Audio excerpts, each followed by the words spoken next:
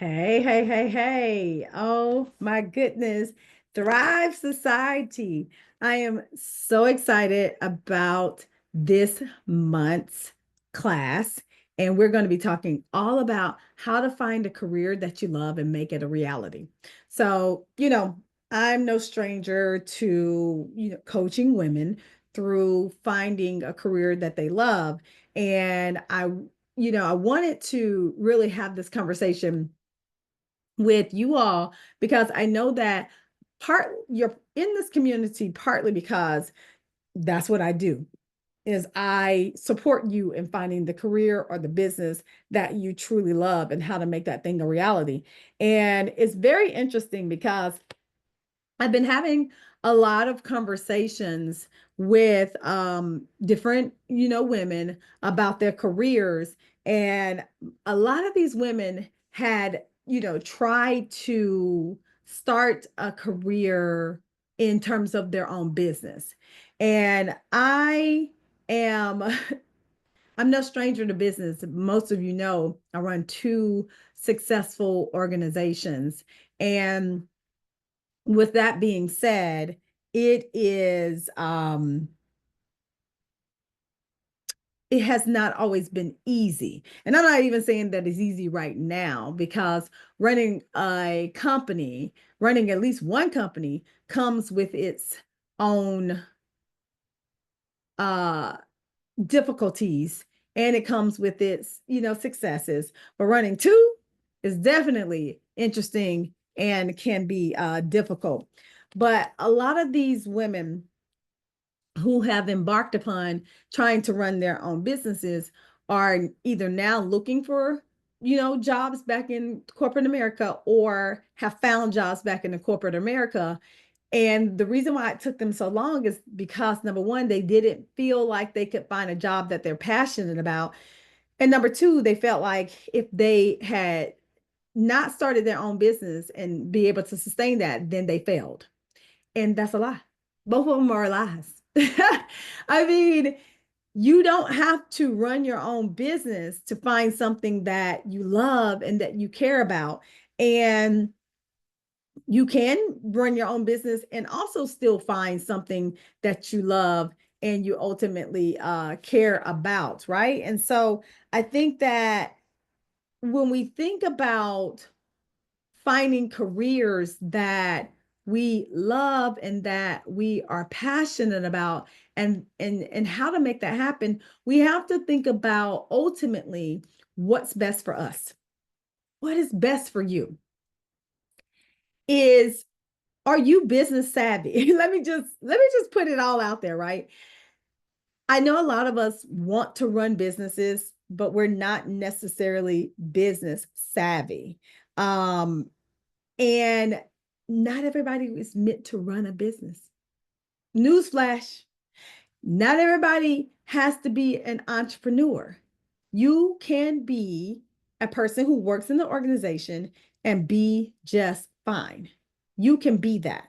And there's nothing wrong with that. And so I wanted to open up like that because I think that there are a lot of myths that are floating around about finding the career that you love and why it then becomes so hard for people to make it happen is because we are thinking the wrong way. We're thinking either we have to start our own business to be happy, or we're thinking that corporate America won't make us happy. And those are just not true. I know for me, when I was in corporate America, and doing my thing as a social worker, there were so many things about that job that I loved. Oh my God, there were so many things that I loved. I loved helping all the people that I helped. I loved getting a check every single week. Like I loved having health insurance that I didn't have to worry about, right? I could call up and go to the doctor when something was wrong with me. Like, come on now. We balk against that stuff, but at the end of the day, that stuff is super important. You being able to go get your prescription filled when it's time for you to go get your prescription filled because you got health insurance is a big deal. It's helpful, right? And I also know that when running a business, when you're able to have your own time freedom and not have to ask somebody when you got to take off, that's also beautiful as well. But at the end of the day, we got to do one or the other. They both can have their drawbacks and they both can have their successes. And I want you to think about that as you're thinking about this career that you want. I want you to think about like what works best for you. Is it better for you at this time to be able to go and, have somebody else pay you for a job well done, or for you to go out there and hunt for business and get paid for a job well done? Neither one of them is wrong. Neither one of them is wrong, but it all depends on you.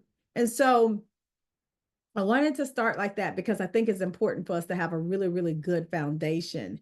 And, as we're having this conversation, I want you to keep those two things in mind.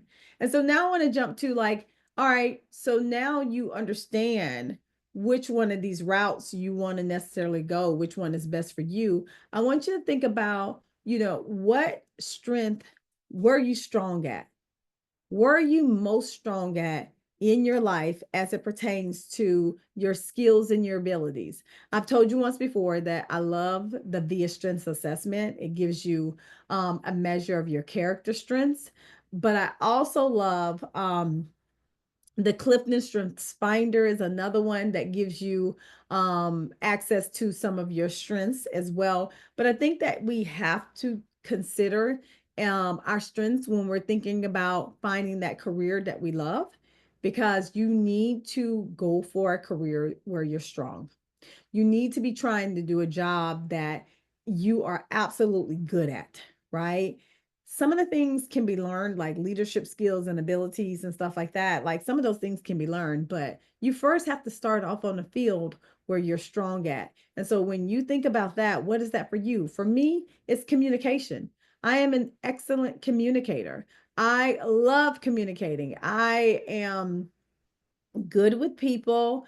I'm very empathetic, meaning I understand where people are coming from. I'm very, emotionally intelligent. I can sense when something's going on with people. And so at the end of the day, I know that that's where my strengths lie, which in turn matters because, of course, I'm an author. I'm a teacher, I'm a coach, I'm a speaker, I'm all those things. And those things all derive from communication. I've talked constantly about your vehicle, right? Your purpose is to, excuse me, to help somebody else out, to share your gifts with the world, but your vehicle is how you do that. So that's what we're talking about when it comes to career, is what is the right vehicle for you, but that's all predicated on your strengths, how strong you actually really are. That's predicated on that. So I need you to, if you don't know where your strengths lie, I need you to take an assessment. I need you to really dig in, to really figure out where your strengths lie. And then the next thing I want you to do is I really want you to go through this whole self-discovery process, and you need to understand your values and your passion. What are your core values? What do you stand for? Here's the thing. Right now, our country is going through a lot of change, and a lot of people are fearful of what's coming down the pike from our president. And, there's pause to be, there's cause to be fearful in this moment. But I also think that right now, in this moment, it's time for you to think about what you value. Are you going to double down on what you value? Or are you going to cave because that's what so many people are doing during this time? So I think it is really important for you to understand what you value in this time and in any time, because it can really help you as it pertains to the jobs that you apply for or the business that you decide to start or run. Okay, so that's one. The second thing is, what are you passionate about? I was always and have always been passionate about helping women succeed. That's what I'm passionate about. I am so passionate about helping women succeed. And for me, the vehicles that I have chosen, speaking, writing books, coaching, teaching, help me do that. They help me do that. But I'm also passionate about like I don't know, being outdoors and working out and, all these things. And so it's a lifestyle, right? I'm looking at the lifestyle that I ultimately want to live. And I'm thinking about the career that both best suits me in that. So the question is, can your career that you ultimately choose um, does your passions lie within that? And if so, I think it's a beautiful, beautiful thing. So I want you to really dig down and write down what your values are. So you can write down about 10 core values and then write down about 5 things that you're ultimately passionate about. And then as you reflect on those 2 things, I want you to begin searching online for the career that you feel is the intersection of these 2 things, the things that uphold your values and the things that you're passionate about. There's no need for me to go searching for jobs that have anything to do with math if I'm not passionate about math or teaching people math. You understand what I'm saying? Like, I know sometimes we just want a job, but then when we get into those jobs, then they don't last long because we're not passionate about it and we can't do our best job because we're not good at it. So I want you to really think about the intersection between your values and your passions and start looking for jobs that intersect there. And then lastly, if you're trying to start a business, I don't want you to start a business just because that business makes money. Yes, of course, of course, of course, of course. We have to do things that make money, right? Like, I mean, money is very, very, very, very important. But at the same time, if you can find a job or a business that you truly love and are passionate about, you are going to hang on to that forever, for dear life. My 2 companies, I'm so passionate about the work we do at Kiki Ramsey International. I do a lot of speaking engagements and I really motivate and empower women. And then PCADI, the Positive Psychology Coaching and Diversity Institute, we are helping organizations navigate leadership and DE&I throughout the country. Passionate.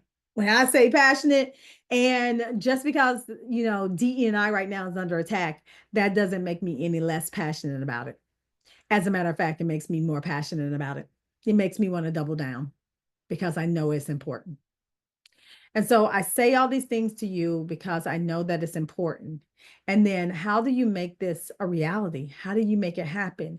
Once you figure out the direction that you want to go, whether it's starting a business, running a business, or finding a different job that you're passionate about, double down and take the next step, whether that's applying for the job. And if you don't get that job, guess what? Keep applying for another job and another job and another job.